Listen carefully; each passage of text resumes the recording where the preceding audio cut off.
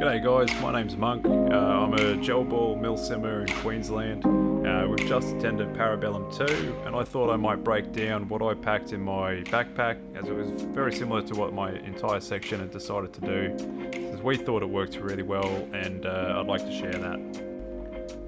Now guys, just some quick points. The focus of this video is mostly around what to pack in your bag and how, what sort of bags are good choices. If you guys are interested in specific brands of gear, you can message me, hit me up about that. I can chat for days about that, but that's not the point here.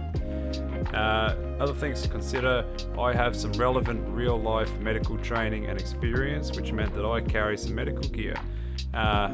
You don't have to. If you don't have the training, don't do it. As well, if every single member of our section had carried the same amount of medical I was carrying here, it's all wasted kilos. Have a think about it. Rather than every man carrying the same amount of medical load, you can have some people carrying some extra gels, some extra water. Think about some specialties in your section. You don't have to all be carrying exactly the same equipment, because you'll be doubling up there. So have a think about some roles. Now, another thing we tried to do in our section was we tried to make ourselves as small and as light as possible so we could maintain the maximum amount of maneuverability to enhance our effectiveness. Now, if you're carrying a ginormous, big, heavy backpack, you're going to limit yourself in that. So that's why we tried to pack what was relevant for our 12-hour milsim, no more, no less. Okay, so basically, I picked a helmet carrier bag, because we were carrying helmets on us the whole time. We thought the helmets were very useful. There were a lot of head strikes looking back through the footage, and so wearing helmets really helped us out. So big consideration for us was having a bag which, in the event of us no longer wanting to wear the helmets anymore, we had somewhere to ditch them. We didn't have to go all the way back to camp to put our helmets back away. We had a way to stow our helmets. So that means not completely packing every single pocket filled to the brim with shit. That means that we have enough space where we can stow kit as the mission permits. Now, I don't much like routing my hydration tube over my shoulder. I find it really annoying, gets in the way, so I just had mine curled up in the back there. It made it pretty easy to just pull out, as you can see. I just reach behind, grab that, or get my mate to hand it over to me. Easy done. Moving over, you can see I've got buckles. They just help secure all the shit in the bag.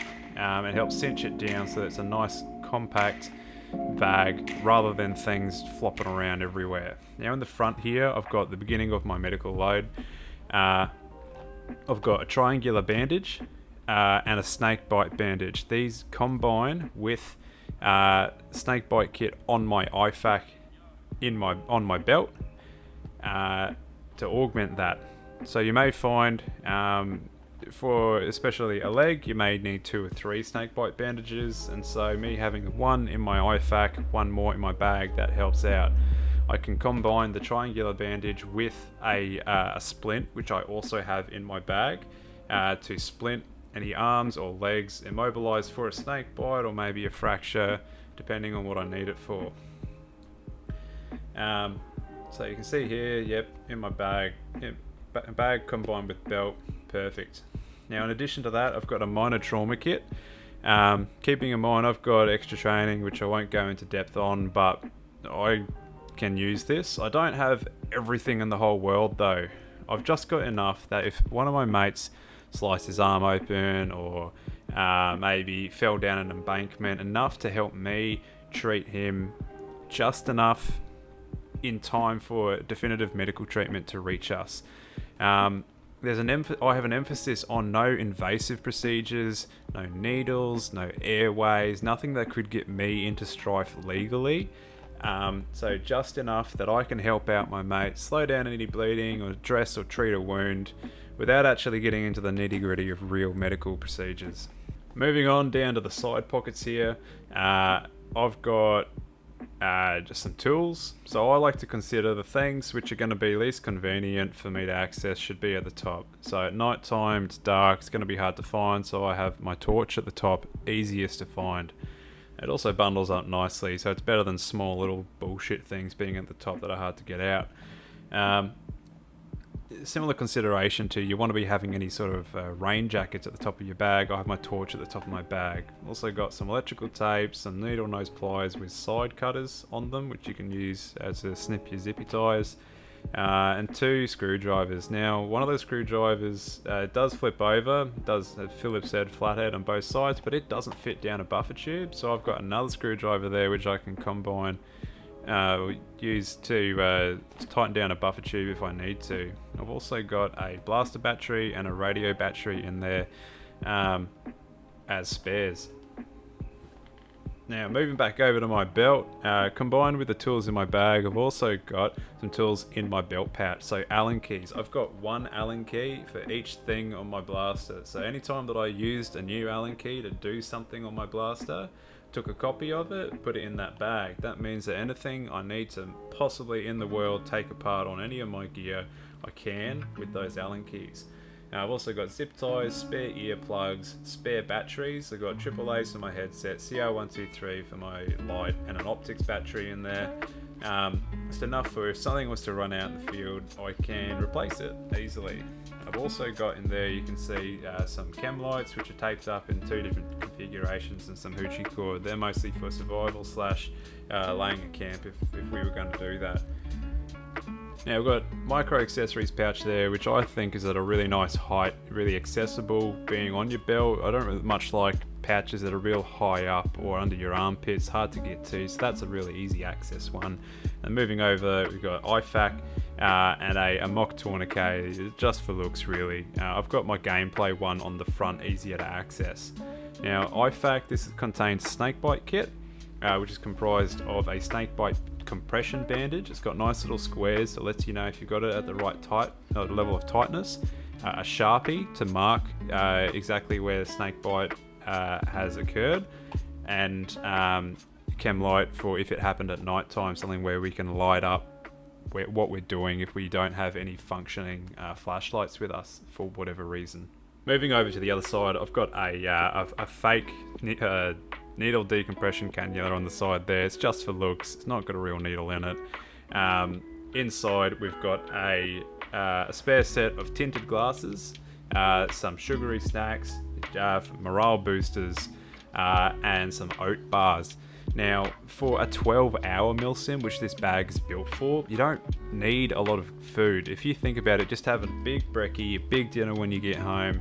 You're not going to need a lot of food in between. So I just pack just enough, just if I'm bored, if I'm a little bit peckish, I can just have a little bit to eat.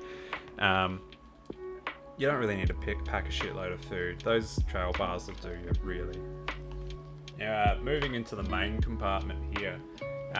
First off, what we've got is the remainder of my medical supplies. So this is just shit like band-aids, steri strips, some Panadol, Telfast, gloves, that sort of stuff.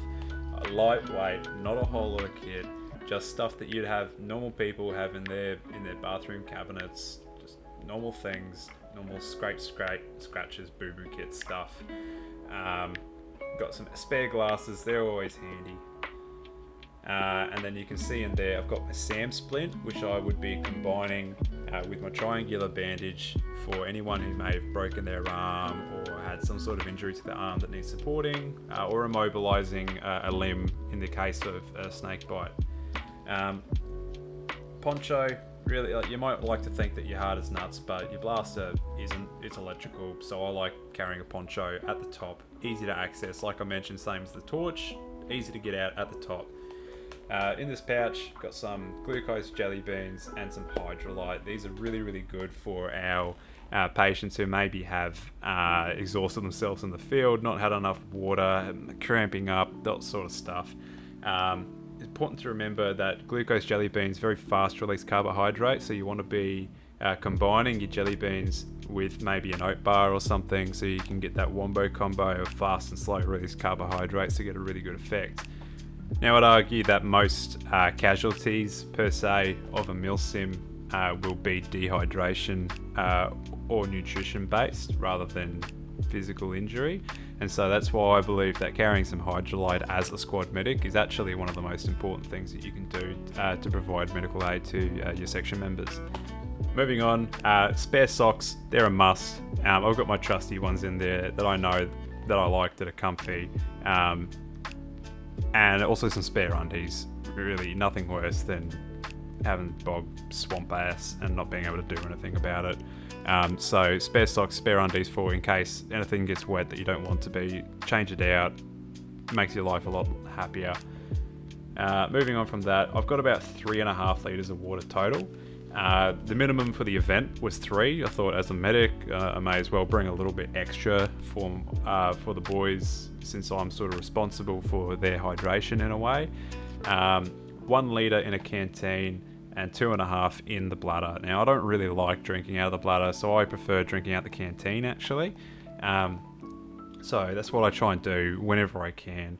I would recommend trying to drink from your least convenient source first, so that in a pinch you still have plenty of reserve left in your most convenient source. In this case, that means whenever we're stopping and we're having a pause, I drink out of the canteen, because it means that if ever we're in contact, or I'm running away, or I'm moving a lot, that I still have plenty of water left in the bladder that is easier to access than the canteen. Now, a major consideration for your bag is it comfortable, really? Like, it doesn't matter how many pockets you have, how much crap you can carry. If it's not comfortable, it's going to muck you up. You can end up with spinal compression injuries if you have a ginormous heavy bag, or even just an uncomfortable, unhappy time. And so that's why for myself, the first consideration was actually, is this the right bag for me? Should I be carrying my big 3-day bag, even though I'm not going to load it down with a whole lot of gear? I thought about it, but in the end I opted for my day pack, because for a 12-hour Milsim you should be able to fit everything that you need in a bag of this size.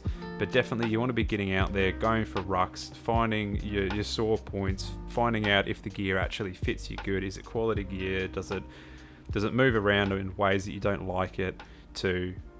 Can you change things about it, cinch down things, add shock cord to improve your experience? Because really, it doesn't matter how much kit you can carry. If you're not able to carry it in a comfortable way, it doesn't matter at all. Now, if we consider how much weight I've got in this bag, I've got about 3.5 kilos of water, maybe like 0.5 kilo of food and medical, 0.5 kilo of tools. We're looking at maybe 5 kilos total. Carrying a big 3-day pack is going to be overkill for 5 kilos. That pack carries 20 to 25 kilos easily, and so 5 kilos, a bit too much. For us, having these small bags, which allowed us to keep a small profile, move through confined spaces easily, and maintain a high level of speed, allowed us to maneuver and outperform a lot of sections in a lot of ways. So I'd really consider, guys, when you're packing your bag, try and keep it as small as possible with all the relevant tools that you need. So guys, thanks for watching. I hope you enjoyed. I hope this is informative. I'll consider doing some other parts of my gear in the future. If you guys are interested in what brands, what exact pieces I have shown here, hit me up. But as I said, the focus here isn't on exactly, hey, this brand of gear is amazing. It's more about, hey, this is what you should be thinking about carrying for your next MILSOFT, Milsim, GelSim operation, especially in the 12-hour setting. So thanks guys, I'll see you later.